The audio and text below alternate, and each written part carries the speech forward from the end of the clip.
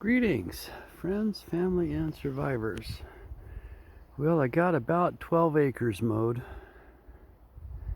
and about 6 more to go. I need to make a retraction on something, but first I wanted to show you a little addition that we have on the bug out wagon.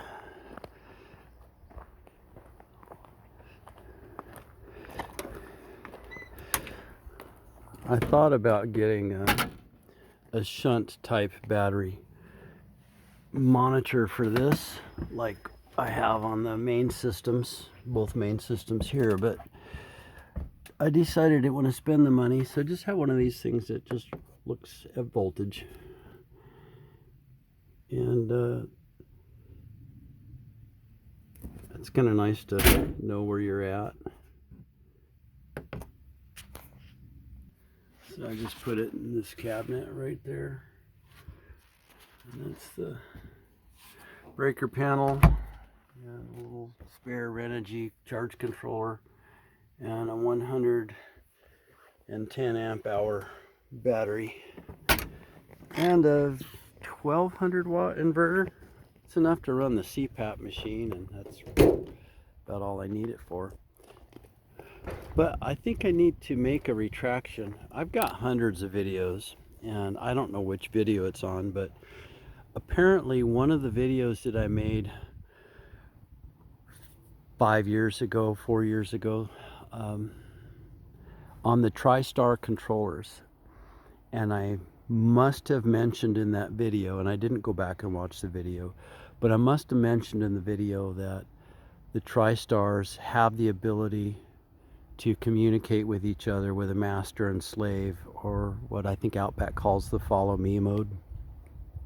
I thought I had read that somewhere for the PWM models, but a guy contacted me and told me that I was absolutely unequivocally wrong.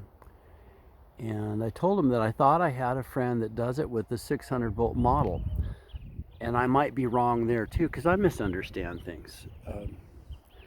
I don't know where I picked that up with the Tristar. It may have been I was researching the Outback or the Midnight, and I got confused with the Tristar. But I bought the Tristar in the beginning because it's what I could afford. Obviously I would have gone MPPT if I had the money back then. And I thought I remembered reading that you could connect the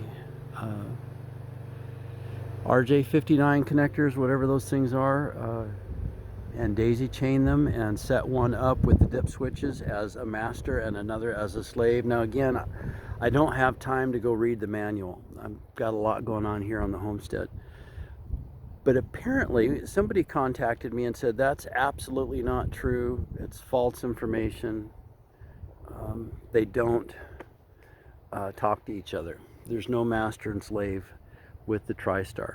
So I said, well, I've got a friend that I think that's doing it. So Roy, if you're watching this, could you chime in here and let us know if your 600 volt system on your solar and on your Bergie, if they communicate? Do your Tristars, your MPPTs, those big 100 amp jobs, do they communicate with each other with a master and a slave? And chime in here and let us know. I don't. So this is my retraction. Sorry if I misled anybody as to whether they have that function or not. Now I know absolutely that the Midnight does, and so does the Outback. And the other thing was, he was telling me that this guy was saying that my batteries failed because I didn't have them communicating with each other. Now, there was a lot of things that I did wrong in the early days, and there's some ways around everything. And what I did, and a lot of old timers did, when you have dissimilar charge controllers or charge controllers that don't have a master and slave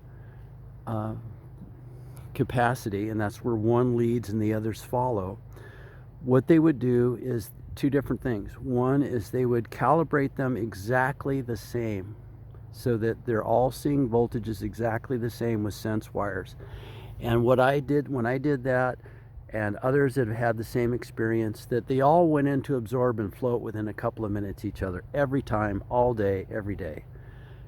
Another way to do it, if you're having a little trouble with that, and one seems to linger a little bit longer, you can lie to it. You can calibrate the charge controller to see voltage differently.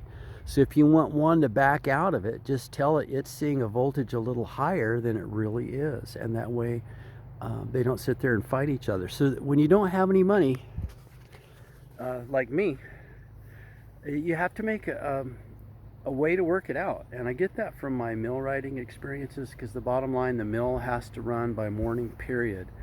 So you either go steal a part from another part of the mill that's not running in the morning, or you get down to the machine shop and you make your own shaft on the lathe and you key it and you get it going. You've got to do something. And you just get used to borrowing from Peter to pay Paul when you're a millwright, because the mill has to go or heads will roll. That's just the way that job is. So I learned to make stuff work with what I had, and I always try to do it as safe as I can. But I've said in every video, got a link at the bottom that says, hey, this is just how I do it. You need to seek the advice of a professional installer. And I talked about liability and all that kind of stuff. As far as, you know, how we've done it here, we bought 41 acres of timberland, and I bought a 6.5 acre lot up front with a custom home on it. Sold that years and years ago, and everything you see on this 40 acres came right off the sawmill you hear running in the background. We fell the timber, we milled the lumber, we built the homes. I think we've built 26 homes, Dad and I together. And so if you see it, if you see a road, it's because we built it. If you see a flat spot, it's because we made it with a tractor. If you see a building, it's because we built the building from the ground up. And it's no big deal. We've done it a lot of times. But do we always do it how, you know, what am I really trying to say? This is what I'm trying to say. If you've got lots of money, you can do things different. And if you're going to put in your solar system up front and you have the cash, my goodness, would I have done things differently if I had had $12,000 all at once? Well, yeah, but the bottom line is I went off grid because I had to with 600 watts.